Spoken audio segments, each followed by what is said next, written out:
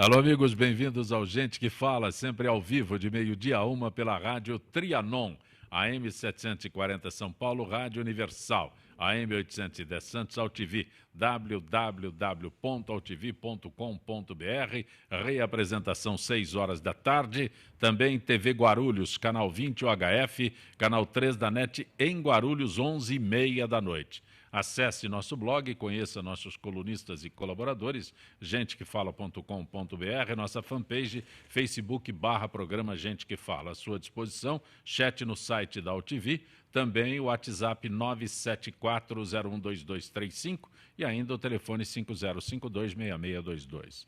Participando desta edição de Gente que Fala, cirurgião Dr. Otávio Cansanção de Azevedo. Dr. Otávio, bom tê-lo aqui. Como vai, Zancopé? Tudo bem? Prazer em vê-lo de novo. Especialidade do senhor é cirurgia do aparelho digestivo. Exatamente. E cirurgia bariátrica. O senhor tem um currículo muito extenso. O senhor é doutor em ciências da saúde. Isso.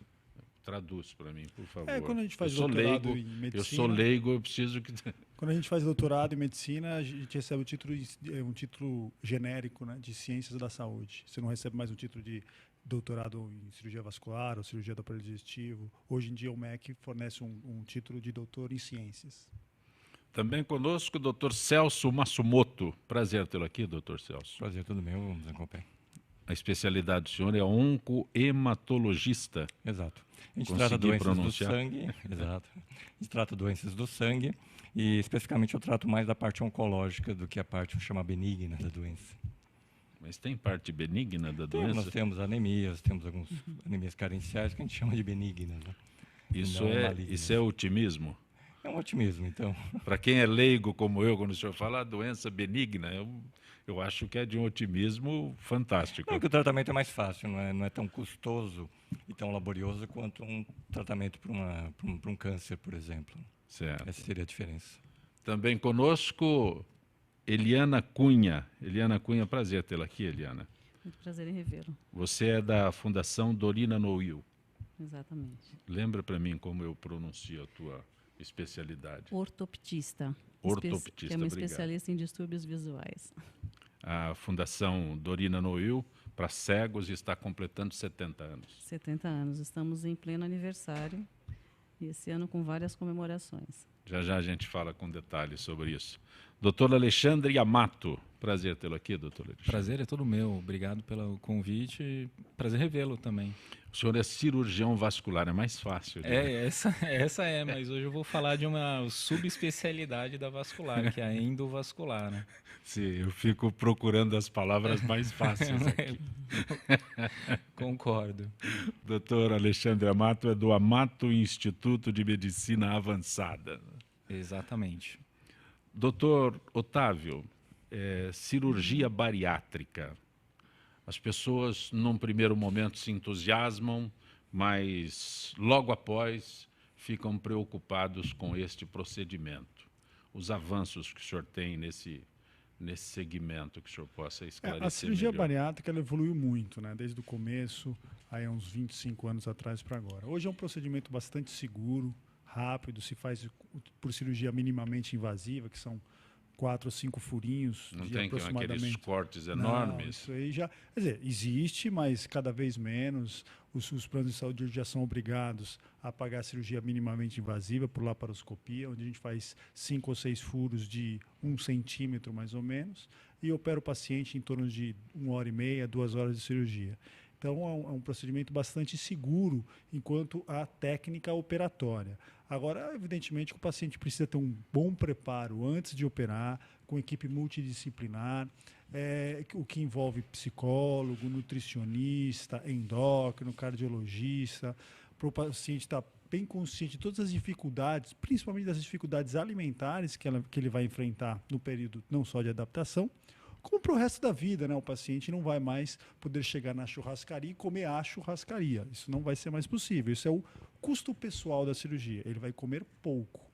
Vai comer de tudo, vai ter uma alimentação que vai suprir suas necessidades fisiológicas, mas é necessário o entendimento do que ele vai comer pouco. Então, para o paciente não se surpreender com isso, eventualmente até entrar numa depressão ou num desânimo, ele precisa está bem preparado para esse pós-operatório. Esse pós-operatório é muito importante. Quanto ao pré-operatório e a técnica operatória, isso já está bem sedimentado hoje e muito seguro, né? A cirurgia bariátrica hoje ela é muito segura. E é um procedimento que tem um índice de sucesso altíssimo. Não é à toa que só aumenta o número de procedimentos, não só no Brasil, como no mundo inteiro. O Brasil hoje é o segundo país que mais se faz a cirurgia, só perde para os Estados Unidos, devido às características da nossa população.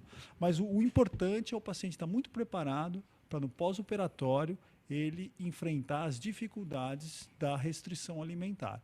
Em geral, quando o paciente se prepara para isso, que varia, é pessoal, de uma pessoa para outra, tem pacientes que se preparam rápido, tem pacientes que demoram um pouco mais, o pós-operatório é muito bom e o paciente encontra o que ele busca, que é perder peso e ficar mais feliz. Deixa eu aproveitar o doutor Celso, também a doutora Alexandre aqui. O senhor, como cirurgião especialista em aparelho digestivo, alguém que o procure para uma cirurgia bariátrica é diferente de quem procure o doutor Celso, porque o tratamento dele tem outra extensão. Alguém que o procure vai lá pessoalmente e fala, doutor Otávio, eu já não me aguento mais. Sim, quando estou citando o doutor Celso, é diferente, é ele que falou, vem aqui que em geral ele recebe pacientes encaminhados, né? Sim, a maioria sim, de outros sim. colegas que fizeram um diagnóstico de um câncer de medula, né? Que eu acho que é o principal Sim. foco do tratamento dele. Então, mas o paciente obeso, quando- ele se vê obeso. Quando chega até o senhor, é uma decisão própria. Em geral às vezes vem do endocrinologista, que o paciente já tentou Não, mas por o tratamento. endocrinologista que quer que eu Mas emagreça, muitos eu pacientes- mudo de endócrino. Mas muitos pacientes tentaram tratamento clínico, né, e os trabalhos mostram que para o paciente que já tem uma obesidade mórbida instalada, o índice de insucesso do tratamento clínico é em torno de 90% a 95%. Quer dizer, o paciente que foi obeso mórbido, para ele emagrecer e permanecer magro por 5 anos, que é o que a gente considera sucesso do tratamento clínico, isso é 5%, 10% dos pacientes só. A maioria dos pacientes tem um não período consegue. que o senhor estabelece aí 5 anos, tem um período em que as pessoas têm que manter porque isso é para o resto da vida. Sim, Quem pro resto, faz- mas pelo menos a gente considera que o paciente que emagreceu e ficou magro aí uns 5 anos, ele vai conseguir perpetuar isso. Ele escapou daquele chamado efeito sanfona, do paciente emagrecer, voltar. Né? Então, muitas vezes o endocrinologista tenta, medicamentosamente, tratar esses pacientes. Há uma falha no tratamento. Como a obesidade ela vem carregada de outras doenças associadas, como diabetes, hipertensão, distúrbios osteoarticulares, o endocrinologista, junto com o paciente, entendem que a cirurgia bariátrica é uma boa opção e encaminham para a gente. E aí o paciente vai começar todo um processo de preparatório para ver se ele é um bom ou não candidato à cirurgia.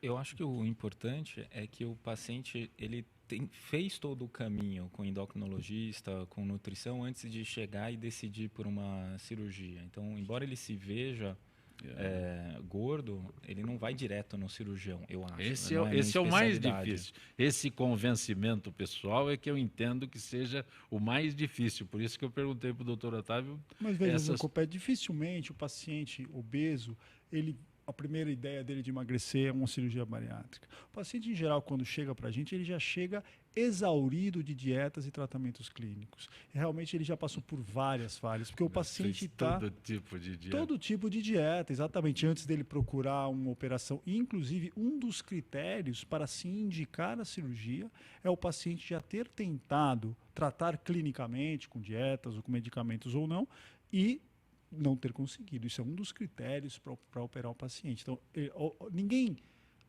é obeso e fala, hoje eu vou operar. O paciente, às vezes, demora muito para se convencer. Há o medo da cirurgia, um medo justificado, porque é uma operação. Então, há o medo da cirurgia. Há até a resistência do paciente em operar e saber que ele vai comer pouco, porque a cirurgia impõe algumas limitações de quantidade de alimentação. Então, em geral, o comum ele vem encaminhado de um colega, ou endocrinologista, ou clínico, ou nutricionista. O paciente já tentou várias dietas e não conseguiu. Isso é o comum. Doutor Celso, eu citei o senhor há instantes, não é? O senhor Eu quer queria fazer acrescentar? só um comentário que eu vejo assim, na verdade, na cirurgia bariátrica, realmente o sucesso é muito importante e os índices são muito elevados. Mas o que eu vejo na clínica, no caso como hematologista, são alguns problemas chamados metabólicos a longo prazo. que eu acho que é uma coisa importante. Nos primeiros anos, as clínicas trabalham muito com o doente na sua adesão, principalmente reposição de ferro, vitamina B12 e ácido fólico. Porém, o paciente, depois de alguns anos, ele deixa de talvez fazer esse acompanhamento, às vezes por questão de distância ou por outros aspectos. E aí, depois de alguns anos da cirurgia, o paciente não repõe esses fatores e vem com quadros graves de anemia. Já vi pacientes com anemia de 6 gramas de hemoglobina, sendo que o normal é de 12 a 14, pacientes extremamente debilitados, mas porque, na verdade, eles deixaram, às vezes, de frequentar a clínica onde ele fez a cirurgia. Então, acho que é importante aspecto para o ouvinte é saber que a cirurgia ela é eficaz, mas que o acompanhamento, no fundo, é a longo prazo, né? A gente acha que já está bom e vai embora e para, é mais ou menos dessa forma? É mais ou menos isso, assim, a gente faz uma cirurgia, pronto, está resolvido. Mas, na verdade, eu acho que uma cirurgia complexa, não num aspecto somente cirúrgico, mas num aspecto, talvez, psicológico e também de adesão ao tratamento. Porque essa adesão, na verdade, significa ele acompanhar para o resto da vida, seja mantendo o seu peso e seja se mantendo bem metabolicamente. Sem dúvida nenhuma, até brinco com os pacientes que é um casamento sem direito a divórcio. Falar, talvez você se separe do seu marido, da sua esposa, mas de mim você não vai se separar, só quando eu ou você morrer. Porque o acompanhamento é para o resto da vida, não tem jeito. Isso que o Dr. Celso colocou é perfeito. Então, isso é um acompanhamento tranquilo, que o paciente começa no primeiro ano a cada 3 a 4 meses, depois do segundo ano é um acompanhamento de 2 vezes ao ano, exames de sangue simples, que não demanda muito tempo do paciente, e quando nós identificamos qualquer problema, como por exemplo anemia, precocemente, a gente corrige facilmente. Agora, se o paciente fica com esse problema crônico por anos, 5, 6, 7 anos, às vezes chega no hematologista, lá no Dr. Celso, realmente com anemia importante, anemia severa, já com outras repercussões. Mas se o paciente acompanha direitinho, a gente consegue controlar esses problemas carenciais de vitamina ou de ferro sem grandes dificuldades. Dr. Celso, há instantes eu disse que o senhor é que determina o procedimento, né? Alguém que é obeso procura o Dr. Celso, Dr. Otávio, por vontade, né? Livre e espontânea vontade. No caso, como eu disse que é um casamento, né? Sem direito a divórcio. Sem direito a divórcio. No caso do senhor, a pessoa ou é encaminhada ou o senhor faz o diagnóstico. E hoje se fala muito em transplante de medula óssea, né? Não fica longe desta situação de acompanhamento e de... Exatamente, também é um casamento para o resto da vida, porque, na verdade, ao nós mudarmos o sistema, a medula óssea, o sistema imunológico desse paciente, ele vai requerer, na verdade, um tratamento para o resto da vida, seja em momentos que a gente chama de imunodeficiência, em que a imunidade do indivíduo cai, ele fica suscetível a ter infecções, como agora, nós vamos até vai ser comentário aqui da mesa sobre a infecção pelo vírus H1N1, nós temos visto muitos pacientes transplantados que foram acometidos da infecção pelo vírus H1N1 e tiveram quadros gravíssimos de pneumonia pelo vírus. Então, assim como talvez na cirurgia bariátrica, os nossos doentes, eles continuam o tratamento praticamente para o resto da vida. O que é esse transplante de haploidênticos, pronunciei corretamente? Correto. É que, na verdade, sempre nós procuramos doadores que fossem perfeitamente compatíveis. Existe um sistema chamado HLA. O HLA vem de Human Leukocyte Antigen, ou traduzindo, antígeno leucocitário humano. Esse sistema que permite a identificação entre os seres humanos no que concerne à imunologia. Então, os transplantes de medula, o transplante de rim, etc., precisavam da maior compatibilidade possível. O grande sucesso desse novo transplante foi permitir que pacientes, mesmo parcialmente compatíveis, 50% de compatibilidade, é possível realizar um transplante de medula óssea. Isso porque, na verdade, se entendeu melhor o sistema imunológico e existe um pequeno truque, que é a administração de uma droga logo imediatamente após o transplante, que minimiza ou reduz a chance de um ataque dessa nova medula ao receptor. Essa compatibilidade, até algum tempo, era conseguida só entre parentes, consanguíneos, geralmente entre irmãos, que é a maior compatibilidade. Mas hoje, com esse novo sistema, com esse novo procedimento, nós podemos usar primos, até os próprios pais, na doação da medula óssea. E é acessível? Sim, ele é acessível desde que o médico que faça o procedimento esteja dentro de um grande centro. Hoje, na verdade, precisa de uma unidade especial para isso, precisa de uma equipe multiprofissional, infectologistas que saibam de infecções virais, bacterianas e fúngicas, precisa de um médico preparado e habilitado que saiba as reações que o paciente pode ter no pós-transplante. Então, na verdade, é um sistema que é acessível, mas ele é complexo e exige uma unidade de transplante de medula óssea especial para a realização desse procedimento. Eu abordo sempre aqui o fato de que o Brasil é de uma dimensão fantástica e a nossa realidade em São Paulo não é condizente com a realidade a 200 quilômetros daqui. Então, quando o senhor fala que exige um grande centro, um centro de complexidade, né, não é compatível, não é acessível à maioria da nossa população. Exato. Por exemplo, nessa unidade que nós desenvolvemos agora no Hospital 9 de Julho, foi inaugurada há um mês atrás, uma das mais inovadoras do país, porque ela tem um sistema de filtragem do ar em toda a unidade. A unidade, tanto nos quartos quanto no corredor. A água que entra para a higiene íntima do paciente, por exemplo, o banho, essa água é filtrada com cobre e prata. Por quê? Porque cobre é bactericida e a prata é fungicida. Então, faz com que a água que vá para o paciente seja uma água estéril, limpa. Isso porque nós já vimos pacientes que foram submetidos a transplante e que tomavam um banho de um chuveiro normal, mesmo aquecido, ele podia pegar algumas infecções por essa água que vinha do chuveiro. Isso porque algumas bactérias, alguns fungos, resistem mesmo ao aquecimento da água a 38, 40 graus. Então, essa nova unidade, que foi recém-inaugurada no Hospital 9 de Julho, ela foi desenhada para receber esse tipo de pacientes. Eliana Cunha, Fundação Dorina Noil, 70 anos. O que existe de... Essa fundação é fantástica, né? Na inclusão de crianças, jovens, adultos com deficiência visual. Mas o que existe para estes 70 anos de eventos que estão sendo guardados, realizados?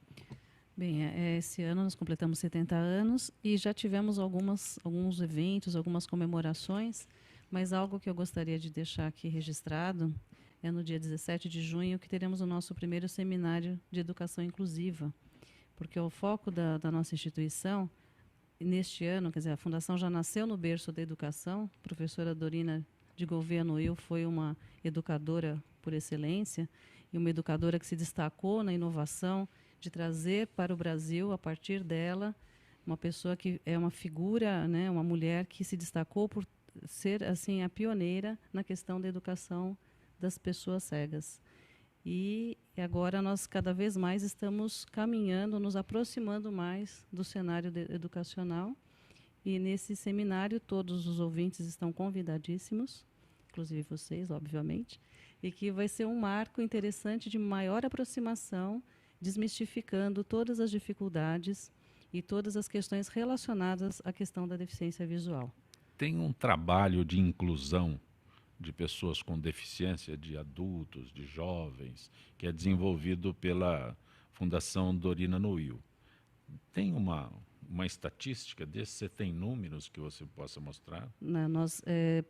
O ano passado, nós realizamos 25 mil atendimentos direcionados a 1.000 pessoas com deficiência visual. Então, nós fazemos atendimentos individualizados, atendimentos com as famílias, e esse atendimento também direcionado aos professores das crianças que nós atendemos. Então, é realmente um trabalho que vem cada vez mais tentando desdobrar, otimizar ao máximo o nosso grupo de profissionais que são especializados em deficiência visual. E como as pessoas chegam até a Fundação?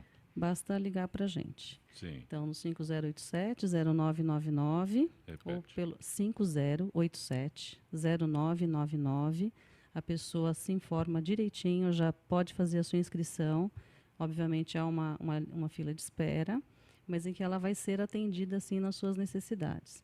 E pelo nosso site também, www.fundacaldorina.org.br, que tem informações não só sobre a instituição, mas também informações relativas à deficiência visual. A gente aborda mais ainda sobre este assunto, ok? Ok. Doutor Alexandre, o que é embolização? É isso mesmo? Embolização, isso Uterina. mesmo.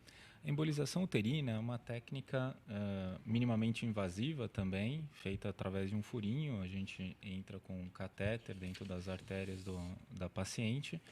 E nesse caso, a embolização uterina ela serve para tratamento de miomas.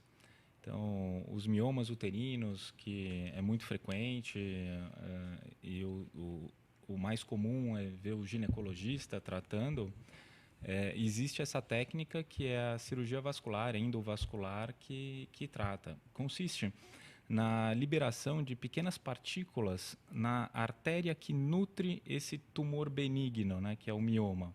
E na hora que a gente corta essa alimentação, o tumor ele deixa de crescer e passa a morrer. Ele vai diminuindo. Então, por ser o mioma ser um tumor, ele precisa de mais alimento do que a parede do útero para sobreviver. Então, se a gente corta essa alimentação, obstruindo essa artéria, quem vai sofrer vai ser o mioma, e o mioma acaba sumindo.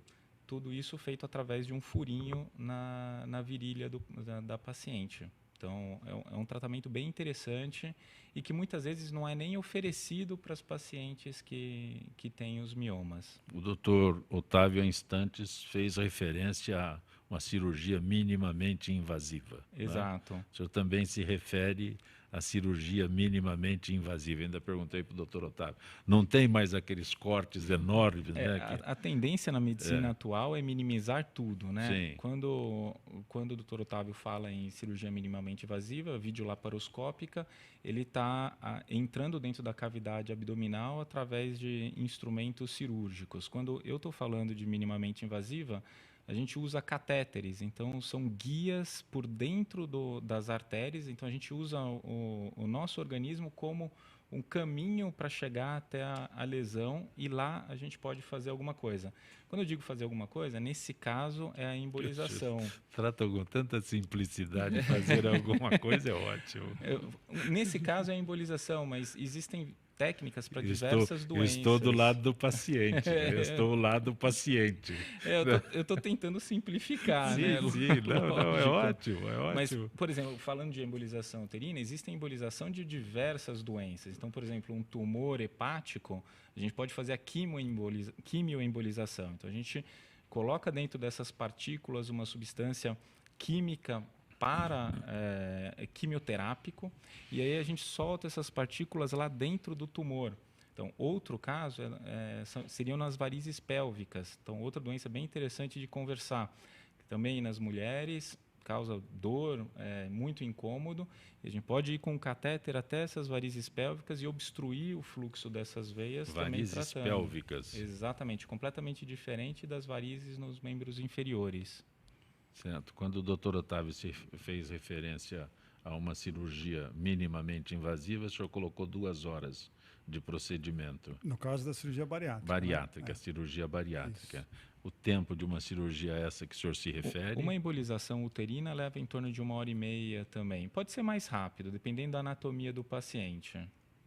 Doutor Celso, é possível esse tipo de tratamento já no segmento do senhor? Não. Não. Minimamente. Eu acho que não somos macro ainda. Sim, não é nem questão de cirurgia, porque do senhor não fala em cirurgia. Nós não abordamos a cirurgia, mas eu me entusiasmo com essa evolução toda que possa acontecer, né, que se possa ter em todos os segmentos da medicina. Então, por isso é que eu estou colocando para o senhor essa... É uma espécie de pegadinha. Essa foi uma boa pegadinha, porque eu Mas acredito que o avanço que ele contou aqui é fenomenal, né? Sim. Pode não ter ficado menor, mas foi um belo de um passo na medicina. Né? Os procedimentos são completamente diferentes, né? Eu estou colocando para o senhor, porque no caso de um transplante, como é o caso no específico no segmento do senhor, né? Compatibilidade e tudo mais, é outra técnica completamente diferente. Mas quando a palavra chega, nós que somos leigos, né? Ficamos associando as situações, né? Então, no Mas caso... ele conseguiu maximizar o número de doadores, né? Porque antigamente a gente tinha muita dificuldade, hoje em dia você consegue... Eu disse para ele que era restrito, não era só entre familiares. Você consegue aumentar o número de doadores de uma forma importante com as novas técnicas que tem de compatibilização, né? E de medicação. Algo mais? Não, eu acho que esse avanço realmente foi incrível, porque nós podemos hoje oferecer o tratamento a um número maior de pacientes. Também nós ficamos muito restritos à compatibilidade 100% do sistema HLA, antigamente até uns 5 anos atrás. E hoje nós podemos oferecer isso a uma gama maior de pacientes, principalmente pacientes jovens que nos procuram, e que então a possibilidade de cura para esses pacientes aumenta muito agora. Como toda quarta-feira, Dr. Nelson Letísio, cirurgião plástico, participando conosco. Dr. Letísio, boa tarde. Como que você está? Tudo bem? Dr. Nelson Letísio, podemos abordar cirurgia nas orelhas, o tema de hoje, Dr. Letísio? As pessoas que o procuram para melhorar a aparência, né? Normalmente quando se tem a orelha de abano, né? Como são essas cirurgias?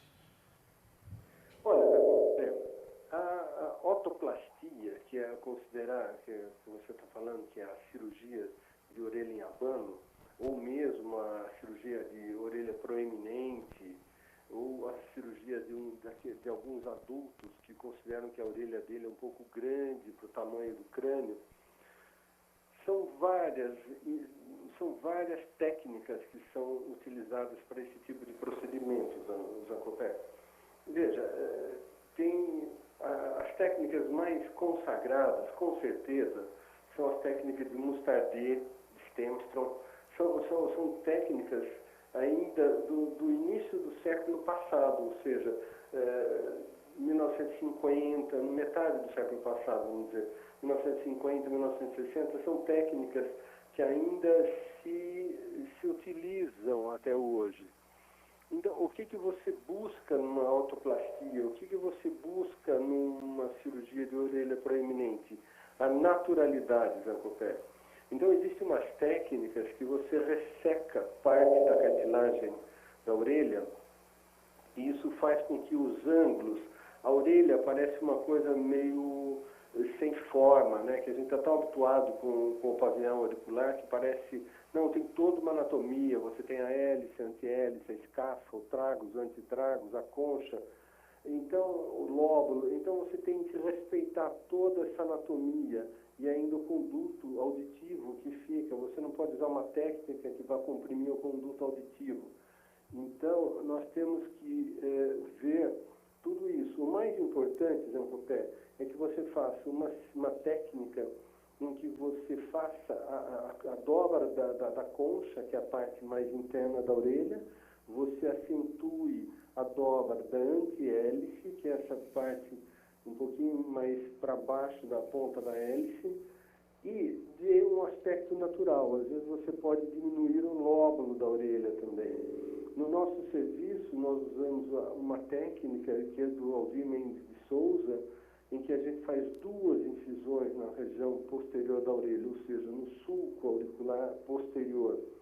E com o auxílio do laser de CO2, você faz incisões paralelas em curva à cartilagem da concha e você faz com que você diminua a mola cartilaginosa, ou seja, a orelha tende a voltar na posição que ela está. Você faz a sutura, ela tende a voltar devido a essa mola cartilaginosa. Você fazendo esse tipo de procedimento, você diminui essa tensão dessa mola cartilaginosa sem deixar um aspecto artificial.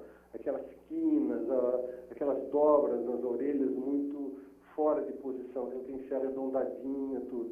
Esses são os pontos mais importantes que você deve observar numa cirurgia de orelha em abano. Atualmente, de 6 anos para frente, em casos de bullying na escola de crianças muito pequenas, você pode fazer até com 5 anos de idade. Mas desde os 5 anos até 80 anos de idade, é sempre tempo de uma correção, sempre tempo de você fazer algum procedimento que deixe o paciente mais harmônico consigo mesmo. É uma cirurgia bastante eclética, bastante longa a indicação dela. E é muito bem-vinda, muito bem-vinda.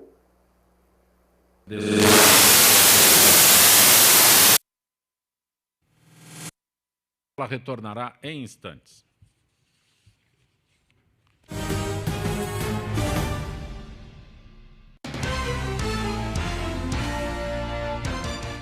Pode respirar fundo. Agora os ambientes coletivos vão ficar 100% livres de fumaça, como bares, restaurantes e lanchonetes.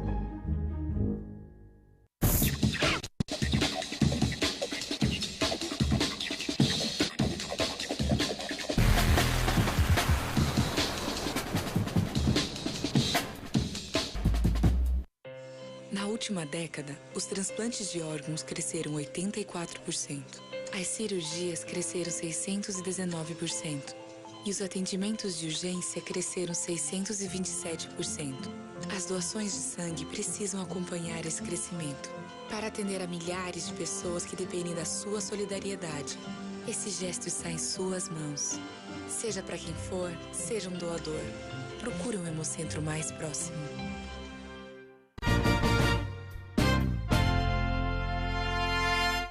Olá, eu estou aqui para tocar sua consciência. Nossa saúde ganhou o movimento Mama Amiga pela Vida, uma ação social e voluntária que trabalha pela prevenção do câncer de mama. Esse trabalho leva informação às mulheres, apoio e um toque de carinho, com campanhas como a Rede de Pontos de Prevenção e o modelo Mama Amiga, que ensina a identificar possíveis alterações nas mamas. Para saber mais, acesse e participe desse grande movimento pela vida da mulher.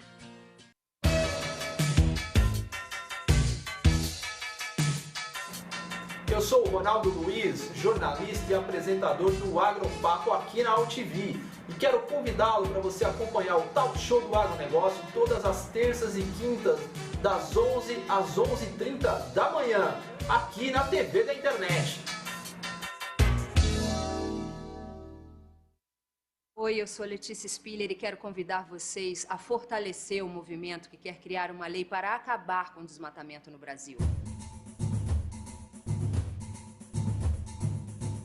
Nossas florestas não podem mais ser destruídas. São elas que garantem a nossa qualidade de vida. Eu quero floresta em pé, água fresca, clima ameno e desmatamento zero. E você? Participe, assine a petição.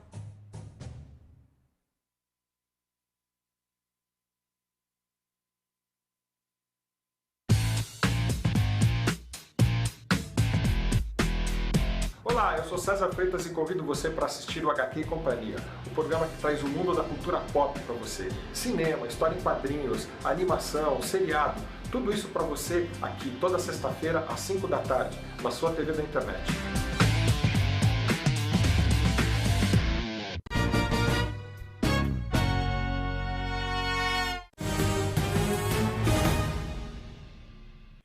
Você está conosco no Gente que Fala pela Rádio Trianon, AM 740 São Paulo, Rádio Universal, AM 810 Santos, AltV www.altv.com.br, reapresentação 6 da tarde, TV Guarulhos, canal 20 UHF, canal 3 da NET, em Guarulhos, 11h30 da noite. Acesse nosso blog, conheça nossos colunistas e colaboradores, gentequefala.com.br, nossa fanpage Facebook/programa Gente que Fala. Conosco hoje o cirurgião Dr. Otávio Cansanção de Azevedo, a ortoptista Eliana Cunha, o vascular Alexandre Yamato e o oncohematologista Dr. Celso Massumoto. Dr. Celso, eu tenho aqui um exemplar do livro Criando Pontes para a Cura.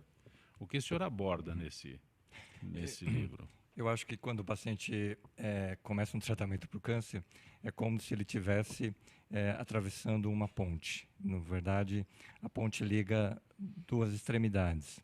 Então, a ideia de escrever o livro foi baseado em relatos de pacientes com linfoma de Hodgkin que fizeram diversos tratamentos, incluindo o transplante de medula. Mas a ideia do livro é exatamente isso, fazer com que o paciente enxergue que o tratamento na verdade, como atravessar uma grande ponte, que embaixo dessa ponte passa água, e passa, às vezes, água com muita velocidade, trazendo, às vezes, até coisas ruins junto com essa água, mas depois ele percebe que, ao atingir o outro lado da ponte, você vai estar melhor ou até mesmo curado. Então, a ideia de usar o simbolismo de uma ponte é exatamente para isso. Mostrar para o paciente que o tratamento não é fácil, mas que ao final da ponte ele pode ter o seu sucesso. Para quem o senhor escreveu esse livro? Para pessoas que já receberam o tratamento, para pessoas, pacientes em potencial, não sei se eu posso usar esse termo, mas qual o objetivo desse livro para o senhor? Na verdade, era para mostrar, o objetivo era mostrar principalmente para pacientes que às vezes iniciam o seu tratamento, que eles têm muitas dúvidas sobre a doença, então eu abordo também o diagnóstico precoce, como procurar os especialistas, etc. Mas o mais importante era mostrar para esses pacientes que eles não estão sós. Tem uma coisa que o meu amigo Drauzio Varela fala, que quando você escreve um livro, nunca mais você vai estar sozinho, porque atrás de cada livro sempre haverá um leitor. Então, a ideia de escrever o livro é exatamente esse, de tentar mostrar para os leitores que a experiência de vida de outros pacientes pode ajudar no seu tratamento, vendo que ele tem uns sintomas parecidos, que o seu tratamento é parecido com aquele que está no livro, e que, e nesse caso, as 4 protagonistas do livro são jovens, como é comum a incidência dessa doença em jovens, e que obtiveram sucesso, que são pacientes que estão curadas, que há muitos anos, e que hoje levam uma vida normal. A gente está conversando aqui no programa com o Dr. Otávio, ele é especialista em cirurgia do aparelho digestivo. A Eliana, ortoptista, né? Problemas de vista, ela trabalha na Fundação Dorino Noyu.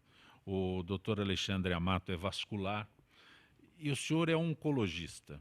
Então, quando eu estou me colocando aqui como leitor, né? Aí o Dr. Celso Matsumoto é oncologista, eu fico assustado, né? Criando pontes, já me assusta. Eu sou o leitor e volto a repetir, eu sou o leigo no assunto, né? É muito fácil eu ir no vascular. É muito fácil procurar o Dr. Otávio, né? Mas já me assusta chegar perto. Isso o senhor consegue vencer essa barreira? Eu acho que sim, graças a Deus o livro tem tido uma tiragem, tem tido uma procura muito grande, as vendas têm crescido muito nos últimos meses, e a gente vê que, na verdade, a gente recebe através da internet várias retornos dos pacientes que leram e gostaram da maneira como foi descritas as diversas histórias, são 4 histórias de 4 pacientes, e que ajudaram no seu tratamento. Então a gente fica feliz por esse retorno, então a gente acredita que realmente a informação ainda é a melhor forma de tratamento do câncer. Sem dúvida, sem dúvida. Doutor Otávio, diverticulite ou diverticulose, tem diferença? Não, eu me assusto com as duas, né? Tem diferença. A moléstia diverticular ou diverticulose é uma situação comum, onde a pessoa, quando vai envelhecendo, a musculatura do tubo digestivo enfraquece e aí você tem umas herniações. O que são herniações? A musculatura abre e as paredes do tubo digestivo cedem, fazendo pequenas bolas, pequenas bolhas, grosso modo. Sim. Essas saculações, essas bolinhas que ficam ali no tubo digestivo, em 70% das vezes o paciente fica assintomático a vida inteira. 30% dos pacientes podem desenvolver algum tipo de problema, sendo que 30% dos pacientes, 25% inflamam e 5% sangram. Essa inflamação chama-se diverticulite, que é a inflamação do divertículo. Sim. E o que isso causa no paciente? Causa dor no local da inflamação. A diverticulite tem várias formas de se apresentar, desde uma forma mais leve até uma forma grave. As formas mais graves pode ter uma perfuração, onde aí o paciente precisa ser operado, ou às vezes grandes coleções de pus, devido a essa inflamação com infecção, onde o paciente também precisa ser operado. Mas o mais comum é uma inflamação leve, onde há dor, e esse tratamento é feito com antibiótico. O senhor fala em dor, esse sintoma, ele é persistente, ele é contínuo? Ele é pontual. É naquele momento, o paciente tem uma dor de forte intensidade, de duração de mais de 6 horas, que leva ele a procurar... Então não é só uma dorzinha, 6 horas é uma dor forte. Quem fica com uma dor 6 horas é... Aí que leva ele a procurar um médico. Essa Então, é a só dor da quando diverticulite aguda. 6 horas não é um tempo Não. muito longo? Obviamente que ele pode procurar antes, mas Sim, assim, não. uma dor, Não, mas o que a gente quer dizer que é uma dor conheço contínua. gente mais teimosa que é uma dor vai no médico, que volta para persiste, casa não é uma com dor que o dor. paciente em geral, a gente fala em 6 horas, porque em geral o paciente tem uma Sim. dor, ele toma uma medicação, não cede com a medicação, então aí ele vai procurar o médico. Essa é a dor da diverticulite. Porque quando o senhor falou 6 horas, né? Eu não imagino a pessoa ali 6 horas com dor, mas o período que essa pessoa tenha a consciência de que aquilo não é uma Não dor foi que uma dor que qualquer não foi uma analgésico, pancada na escada. É, Isso. qualquer É uma analgésico. dor contínua, Sim. que dura um tempo razoável e que leva ele a procurar o médico. Essa é a Eu dor da conheço gente diverticulite. teimosa que vai no ambulatório, volta, fala para o marido que é médico que não é nada, que ele não sabe, a pessoa sabe mais que assim. você conhece. Né? E aí você trata, aí se estadia a doença, né? Vem que grau que ela está, se é um grau leve, moderado, um grau grave, e faz o tratamento. Esse é o detalhe, existe algum analgésico que interrompa essa dor, estanque essa dor? Dependendo, pode melhorar, mas quando cessa a medicação, volta a dor. Então, depende porque pode ser uma inflamação bem leve até uma perfuração, que seria um quadro gravíssimo. Aí já é mais avançado.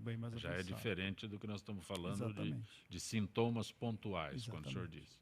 Demorados, mas pontuais. Né? Tem muita... Vou apresentar algumas pessoas teimosas assim, senhor.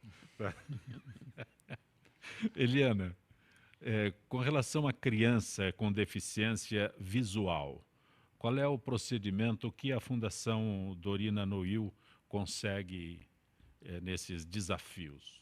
A criança com deficiência visual, o desafio é bem grande e é importante que se saiba que é totalmente possível desenvolvê-la. E o segredo realmente é começar o mais rapidamente possível. Então a visão se desenvolve até os 7 anos de idade e mesmo a criança que nasce sem a visão ou com uma visão reduzida, que a gente chama de baixa visão, ela necessita ter procedimentos, intervenções o mais rapidamente possível, garantindo o seu desenvolvimento pleno.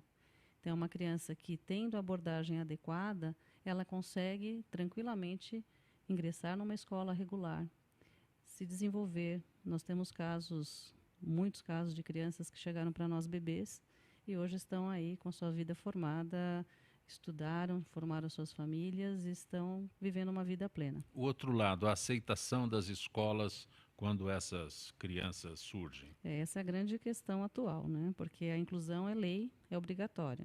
Porém, a inclusão de fato, ela só vai acontecer se houver uma mudança. Eliana, quem faz a lei não entende dessas coisas. Ele acha que simplesmente fazer põe no papel, resolve, assino lá e parece um negócio simples, né? A escola é obrigada a aceitar uma criança com deficiência visual. Quem fez essa lei não tem a mínima noção. É um problema crônico. Na verdade, assim, fazendo um parênteses, realmente o melhor ambiente para criança com deficiências, seja qual for, é o ambiente convencional. Isso não tenha dúvida nenhuma. Agora, entrar na discussão de como tudo isso foi conduzido é uma outra questão. Porém, eu coloco dessa forma porque eu acho que não há necessidade de uma lei. Mas uma necessidade no fim, de consciência de educadores para poder desenvolver esse trabalho. Mas o que a gente constata é que se não houver lei, isso não acontece. E havendo a lei, seja da forma como foi conduzido ou não, o fato é, nós temos as crianças com deficiência nas escolas, isso é desejável, e até fazendo uma analogia com o livro do Dr. Celso, Criando Pontes para a Cura, nós não curamos, mas a gente cria pontes para uma nova vida. Então, na verdade, nós transformamos as vidas das pessoas que se aproximam de nós. Porque nós temos o quê? Todas as pessoas que nós atendemos não têm cura. Têm deficiências decorrentes de doenças que já não eram curáveis. Então, é um grupo de pessoas que necessita muito dessa aproximação para atravessar também essa ponte. Da vida com visão para a vida sem visão. Isso na pessoa adulta ou jovem. E na criança que nunca viu, ajudar essa família a atravessar essa ponte. Dizer para ela, é possível sim, e vale a pena. É difícil, mas vale a pena. Então, esse é o nosso papel. E a questão também da solidão. Então, também compartilho com a fala do Dr. Celso na questão a questão não é termos problemas, é nos sentirmos sós. Diante da solidão e com o problema, você realmente se afunda.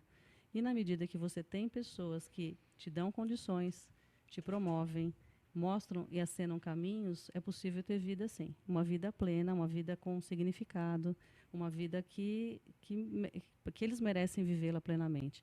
E sobre a questão da escola, por isso o nosso papel mais atuante ainda junto à educação é realmente chegar mais aos professores, chegar às escolas, municiá-los de instrumentos e possibilidades para que eles atendam bem essa criança. Uma escola que receba uma criança nessa condição, pode procurar a Fundação Dorina Noil? Pode procurar, inclusive deve. E nós estamos abertos a uma série de projetos e perspectivas junto às escolas. Nós temos vários patrocínios de projetos para realmente estarmos junto às escolas, e estamos esse ano lançando também uma plataforma onde nós colocaremos pílulas e vídeos referentes à questão da educação inclusiva. Então, não só atender a pessoa diretamente que tem a deficiência, mas também atuar nos espaços sociais em que essa pessoa será incluída. Porque diferente de nós, diferentemente dos médicos que aqui falaram de casamentos para sempre, a nossa ideia é que não fiquem casados conosco para sempre. Sim. Seja um eterno namoro. Seja um eterno namoro, que ele nos procure, mas aproveita. Mas que ele volte para a sociedade e se insira o mais possível. Eu que não milito nessa área, quem milita na área é quem pode falar, né? Então você pode falar, eu tenho uma dúvida. Por exemplo, um paciente que tem uma deficiência visual, me parece que para educar um paciente desse, precisa de pessoas extremamente treinadas, inclusive para ensinar a linguagem braille e uma série de outras coisas. Se essa criança é colocada numa escola comum, como que isso aconteceria? Eu vejo, eu não entendo. Me explica. É uma dúvida de todo mundo, eu creio. É uma dúvida. Né? Não, como que doutor Otávio, eu simplifico a lei, você é obrigado. Não, mas porque a pessoa precisa por isso eu citei a lei. Precisa de um professor habilitado, precisa de uma série de coisas, por exemplo, a fundação. E essa fundação é extremamente famosa, a gente sabe que tem pessoas extremamente treinadas para fazer isso. E num colégio normal, como que isso é feito? Então, é uma questão extremamente importante. Inclusive, nós estamos muito próximos aos professores, coordenadores educacionais, para justamente facilitar esse processo todo. Porque, assim, aquilo que você falou, puxa, mas eu preciso de... é assim, precisa-se de algumas técnicas pontuais que devem ser desenvolvidas e são passíveis de serem aprendidas. Então, a grande barreira até do processo inclusivo é que esse professor, ele perceba, e não estou tirando de forma alguma o grau de dificuldade que isso impacta, porque a formação desses professores ela não foi pautada com esse processo inclusivo. Haviam classes especiais, professores em salas de recursos especializados, instituições que cuidavam dessas crianças. Na medida que elas estão inseridas neste contexto, que é, de novo, reforço, é o melhor local para que eles se desenvolvam, a diversidade é o caminho, e não só da deficiência, mas é o caminho do desenvolvimento humano. Quando você segrega, você realmente cria um problema muito maior do que o próprio obstáculo daquilo que o faz diferente. Então, é exatamente isso, é quebrar esse paradigma de que é tão complicado, é tão difícil que eu não vou conseguir. E estimular, e isso a gente ouve de professores de sala de aula regular. Puxa, nós fomos atrás, há meios de aprimoramento, há meios de aprendizado, há meios de se formarem para lidarem com a questão da inclusão. Porque o professor, eminentemente, na sua base, quem busca ser professor, busca para o desenvolvimento humano, busca para desenvolver potenciais, independentemente de ser só uma deficiência ou não. Pode ser uma dificuldade de aprendizagem, tem tudo numa escola, né? Hoje em dia, então, com as questões sociais, familiares, enfim, é um universo enorme. Então, esse professor, ele está sendo desafiado, sim, e existem recursos para que ele possa ir atrás e preencher essa lacuna. É um caminho de transição, não resta dúvida.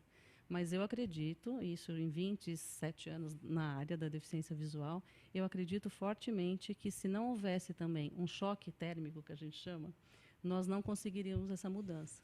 Eliana, eu sou cirurgião, eu sou um cara prático, eu né? Sei. Eu tenho um problema, a gente vai, como é que eu vou resolver esse problema? Então eu vejo assim, a criança está lá, aula de matemática. Sim. Agora todo mundo vai fazer exercício tal. A criança ela tem deficiência visual. como que ela vai fazer o exercício tal? Então, Essa é a pergunta prática, entendeu? Entendo. Isso é que eu acho que não foi abordado e é a questão que apavora as escolas também, né? Sim. Então, deficiência visual, fazer o exercício tal. Então, é um método Braille, como que a criança vai fazer. Óbvio que a diversidade, que tem que ter inclusão. Agora, a questão é a receita de bolo, de como se fazer essa inclusão. Isso é que eu nunca vi ninguém falar. Entendi. É porque não tem. Então não tem. Precisa fazer. Não, então precisa ser feito. Como é que a gente vai ensinar essa criança? Só um minutinho. Né? Faz exercício de matemática. Eu te entendo esse lado né? prático, porém, assim, existem sim técnicas, como eu falei aqui, que mas aí um professor da rede normal tem que procurar uma fundação Dorina Noil para poder conseguir, porque o que nós aprendemos na nossa formação de professor, nós temos uma formação para crianças que então, têm necessidades vir junto com a lei. Como é que vamos fazer esse é o detalhe. Quando eu te falei, não tem anexo, exato. Só para deixar claro uma coisa, quando eu te falei não tem receita de bolo, é porque realmente o processo educacional já não tem muito receita de bolo, porque cada um com seus timings e habilidades e competências e etc. Mas eu entendo. Tem a deficiência, sim, é um dificultador, é um obstáculo a ser que tem que ser ultrapassado. Mas há também maneiras desses professores aprenderem o como fazer. Então, por exemplo, na fundação, não só na Fundação Dorina Noil, existem outras instituições e outros espaços que têm, sim, recursos para poder municiá-los sobre o assunto. Tá? Lógico, vai demandar muito uma disponibilidade interna de cada educador, para ir em busca desses recursos. Tá?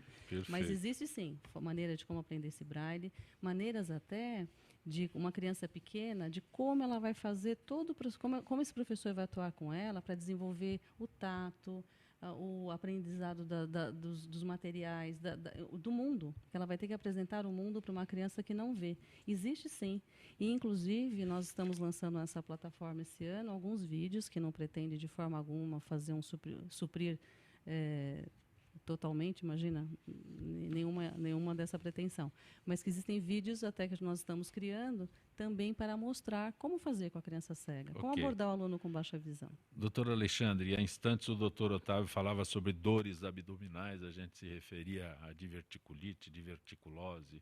No caso específico do senhor, como vascular, dores abdominais provocadas pelas varizes pélvicas que o senhor se referiu há instantes, né? Isso é fácil de ser diagnosticado ou eu chego lá já com um quadro grave? Nem um pouco. Até os especialistas têm uma dificuldade muito grande em fazer o diagnóstico de varizes pélvicas.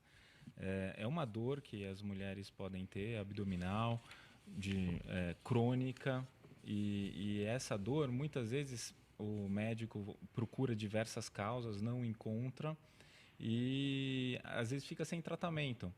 Mas por quê? Porque as varizes pélvicas, há um bom tempo atrás, o tratamento era muito agressivo. Então, ninguém fazia o tratamento para as varizes pélvicas. Então, não se procurava muito, não se dava muito valor a essa informação. Hoje em dia, que tem o tratamento minimamente invasivo, com embolização também, como eu estava falando, pode-se identificar a causa dessa dor. Essa dor tem algumas características interessantes. Pode ser também uma dor ao coito, então uma dor à relação sexual.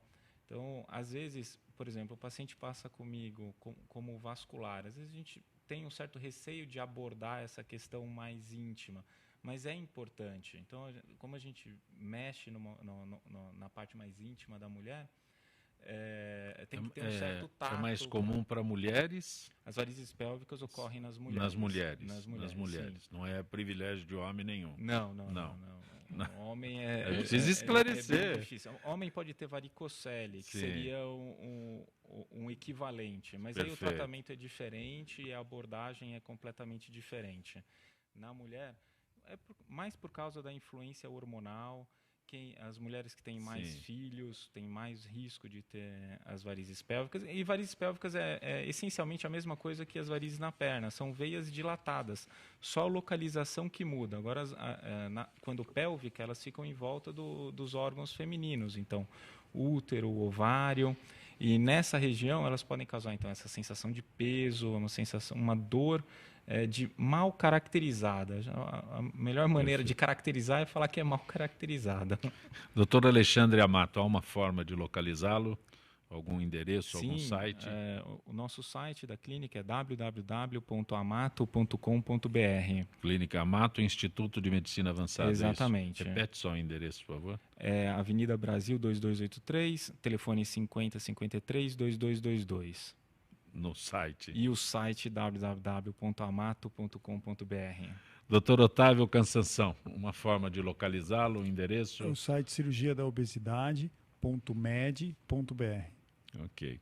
Eliana Cunha, repete para a gente o evento que vocês estão realizando em junho. 17 de junho, primeiro seminário de educação inclusiva, produzido pela Fundação Dorina, e que nós vamos divulgar nos meios de comunicação também, mas já podem salvar a data.